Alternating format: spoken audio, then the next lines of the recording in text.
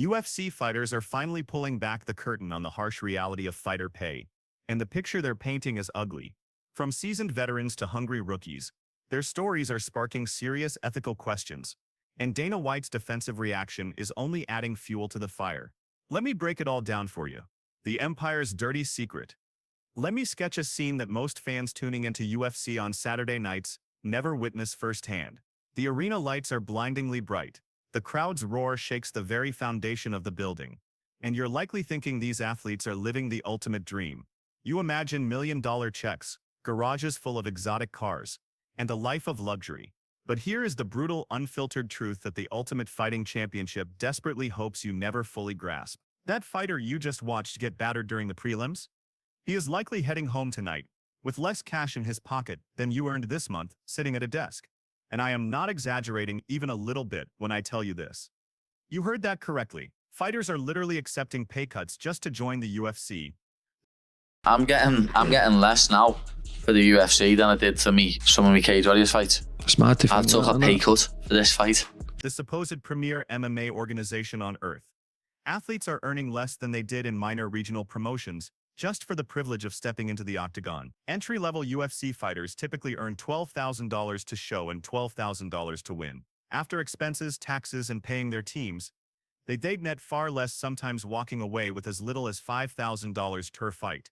Let that sink in for a moment. Really let it marinate. These are professional athletes competing at the absolute pinnacle of mixed martial arts. Yet they are walking away with what amounts to pocket change after everyone takes a slice. Managers take 10 to 20% off the top. Coaches take another 10 to 15%. Then the IRS comes for its share. Training camps alone can run anywhere from $20,000 to $50,000 just to prepare properly. So, that $24,000 check for showing up and winning evaporates faster than a jab in the first round of a title fight. But surely you might think, the UFC takes care of its athletes overall, right? We are talking about a company valued at over $12 billion. Dana White himself is worth north of $500 million. By conservative estimates. Different, special, unique, that is what Dana tells his roster.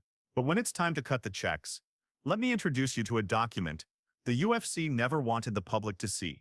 Back in 2012, Lorenzo Fertitta, who ran the UFC at the time, went on ESPN and made a bold claim.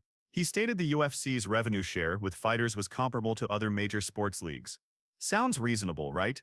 The NBA shares about 50% of revenue with players.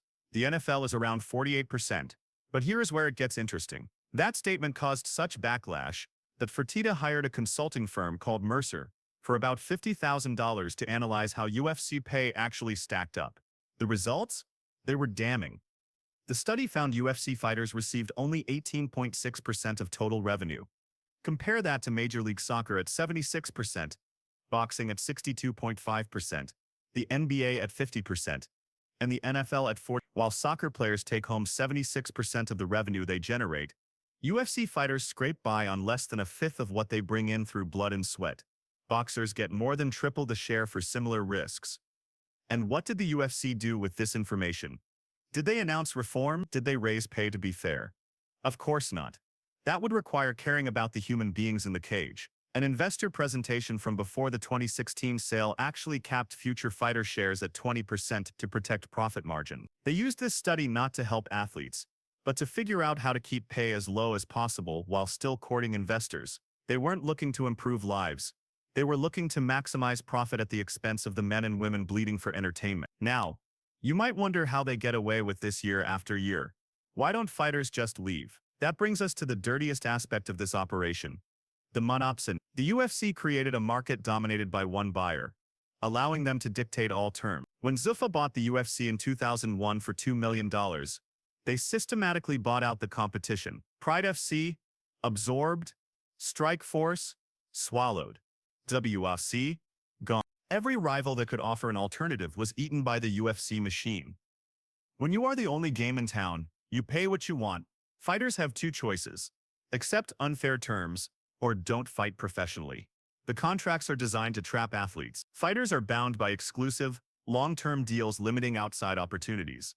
They are classified as independent contractors without benefits, yet clauses cap their earnings and control their rights.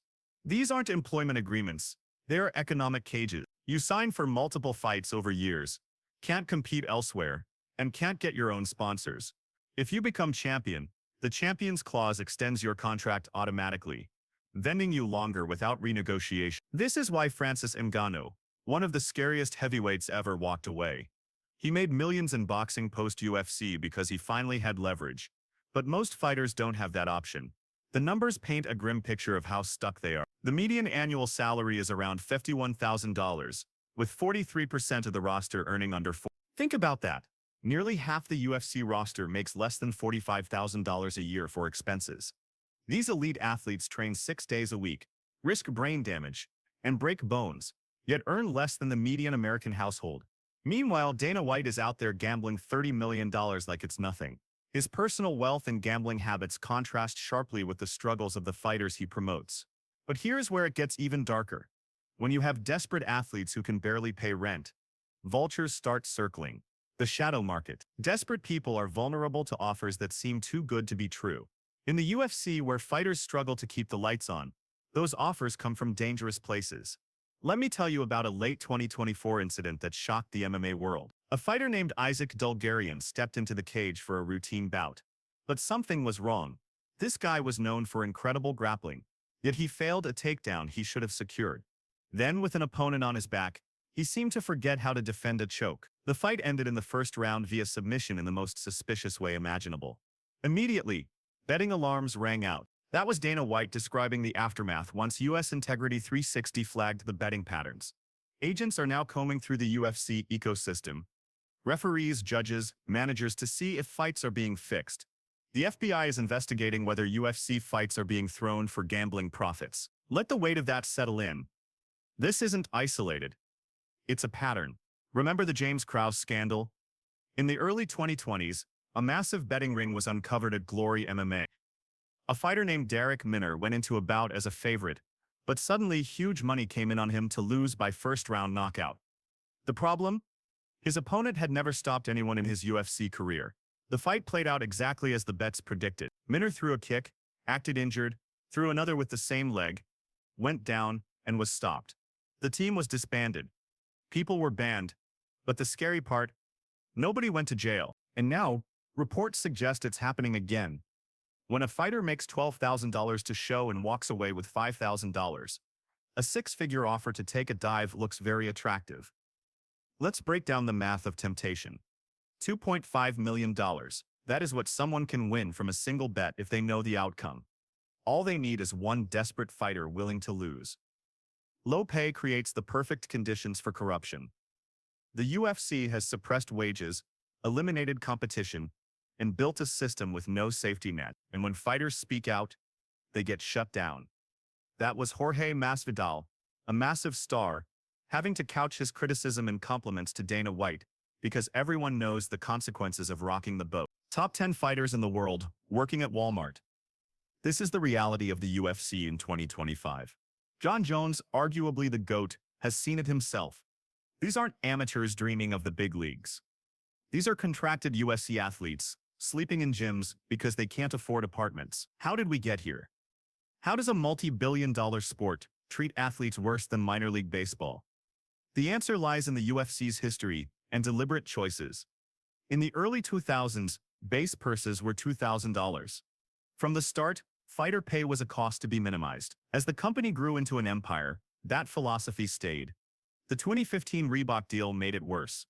Before fighters made good money from sponsors on their shorts, the Reebok later Vino deal replaced that with tiered payouts, $4,000 for rookies to $40,000 for champs. Overnight, a key revenue stream vanished. A mid-tier fighter making $50,000 from sponsors suddenly had to survive on whatever the UFC gave them. All of a sudden, someone is betting a tremendous amount of money on him to lose in the first round, and the guy he's fighting has never stopped a single opponent in his entire UFC career. Gray Maynard likened it to being a stripper getting tipped. In Dana's response, he tells them how special they are. Empty praise instead of fair pay. That has been the strategy for 2 decades. But the tide might finally be turning. The reckoning. After years of silence, 2025 saw a breakthrough. A $75 million. Somehow, those guys never went to jail, never went to prison, and they broke up Glory. Antitrust settlement was reached. covering about 1,200 fighters, $75 million. That is what the UFC paid after a decade-long legal battle. The lawsuit argued the UFC illegally suppressed wages, and the courts agreed. The average payout was around $220,000, life-changing for some. If either fighter wins by submission in the first 3 minutes of round one, 25-1. Can anybody do the math on that? If you bet $100,000 on that, 2.5 million. Validation for others. It proved the system was rigged, but settlements aren't admissions of guilt or promises of change. They are just the cost of business. By 2025, averages are up slightly, but the median is still $51,000. The structural issues remain. Entry level is still $12K to $12K.